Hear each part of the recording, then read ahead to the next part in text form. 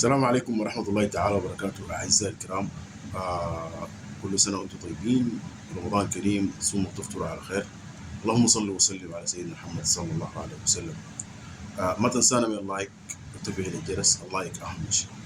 كم نقطة كده سريعة، مهمات شديد نحاول نتكلم فيه ندردش فيه وشوف الحاصل شنو ذاته، جوط الحاصل شنو يعني. فشيء طبيعي جدا جدا إنه نادي الأهلي المصري يمنع جمهور الهلال ما يخش المباراة بعد ما السلطات المصرية سمحت للهلال للأهلي يخش ب50,000 متفرج. الهلال قدم طلب إنه والله أنا عندي جمهور، آه عايز نسبتي في الجمهور عشان أنا أخش، وعايز لي جنبة معينة مصاطب كده وهناك عشان أخش زي أي آه نادي ولا زي أي جمهور بيخش مباريات فريقه لما يكون ضيف في بلد تاني. فجمهور الأهلي سمح لإدارة الهلال ب100,000 مشجع فقط. قال لا لا، نحن دي غير 100,000 ما في مشكلة. احنا أصلا ما دايرين ذاته ولا واحد يخش. أنا ذاكم سؤال، أي صحيح كورة جمهور، أوكي الكورة جمهور، لكن ال100,000 ديل قصاد ال50,000 حيعملوا شنو؟ ما حيعملوا أي حاجة. كل اداك 1000 نفر حيعملوا شنو؟ ما حيعملوا أي حاجة. ما في فرق دي يعني ال ال ال ال ال وجهة النظر بيناتهم بعيدة جدا، ولا تغاير العدد ده بالعدد ده حاجة ما شنو ما بتتصورها، ما بتأثر معاك بحاجة أصلا ولا صوت بيظهر.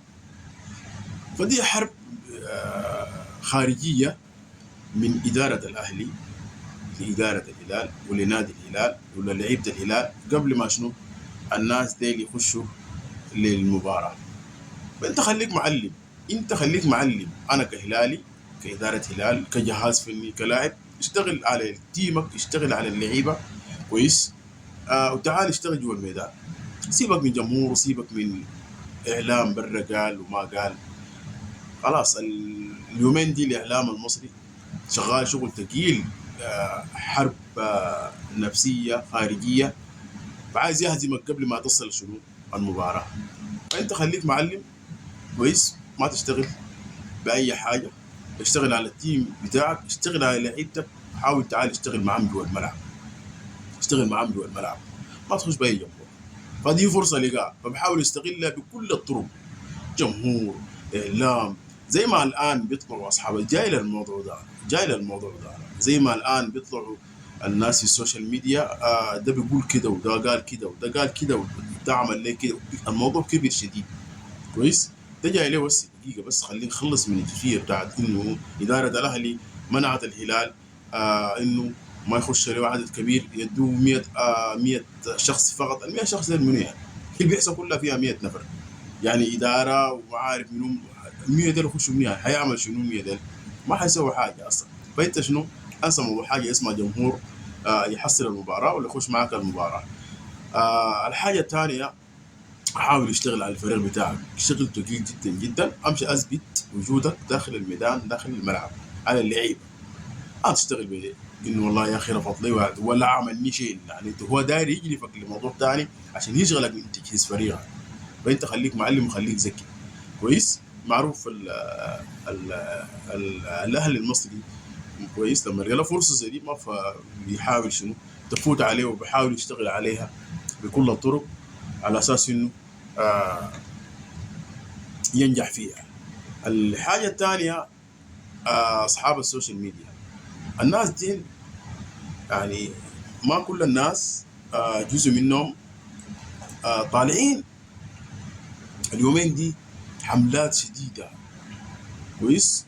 وكذا مرة أنا قلت الكلام ده، لكن تحديدا أمس كويس. آه في واحد أنا ما عارف اسمه، موسى فضل ولا فضل موسى، سوداني أنا ما عارف اسمه كويس. له التحية ولهم ولكل الإخوة المصريين لهم التحية من هنا. يا جماعة نحن ما نحاول نطلع برضه ثاني نطلع الموضوع خارج نطاق الكورة يعني. بيقولوا يا أخي الزول ده قال في النادي الأهلي كذا والزول ده قال في النادي الأهلي كذا، ونحن إيش أنت مين يا عمي الموضوع طويل كويس. يا أخي هو مثلا قاعد يمجد في فريقه في الهلال، كويس، انت مجد في فريقك، فخلوا الموضوع ده شنو في اطار بتاع النادي. انا داير اطلع، داير مثلا بتكلم في النادي الاهلي عن اداره النادي الاهلي في التيم بتاع النادي الاهلي، ما بطلع برا. انت كذلك اطلع اتكلم في نادي الهلال، في التيم نادي الهلال، اداره الهلال، كويس، انا في اداره الاهلي، كده بس، كده احلى.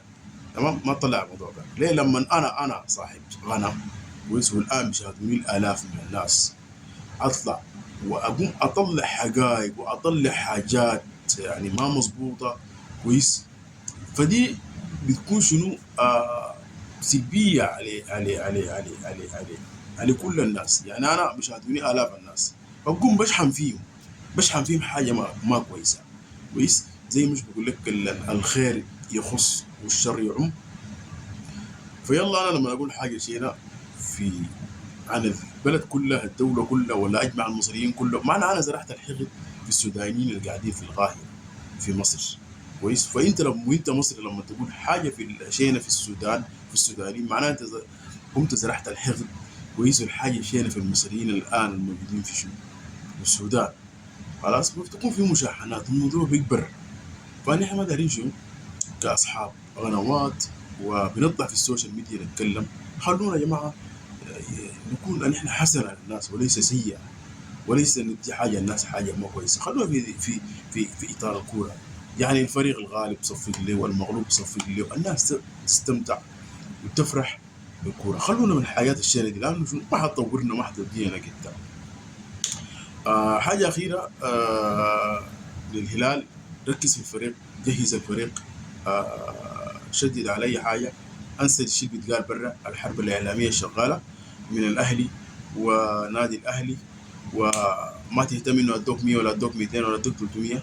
الصح ان احنا داخل استادنا ما لعبت بدون جمهور، جوا بلدك ما لعبت بدون جمهور، لعبت براك، فما تفكر في شنو في اي انسان يلعب معاك برا ولا يمشي يخش معاك برا، لانه ما حيعمل لك اي حاجه. في النهايه اللي بيلعبوا 11 نفر اللي جوا ديل هم ديل اللي بيسعدوا شعب الهلال ولا ما بيسعدوا. لحد هنا اقول لكم رمضان كريم والجمعه مباركه. ما تنسى تعمل لايك، راجع لكم بعد شويه بجهز في حلقه قويه جدا جدا. ما تمشي بعيد. الى نعود مره ثانيه في امان الله.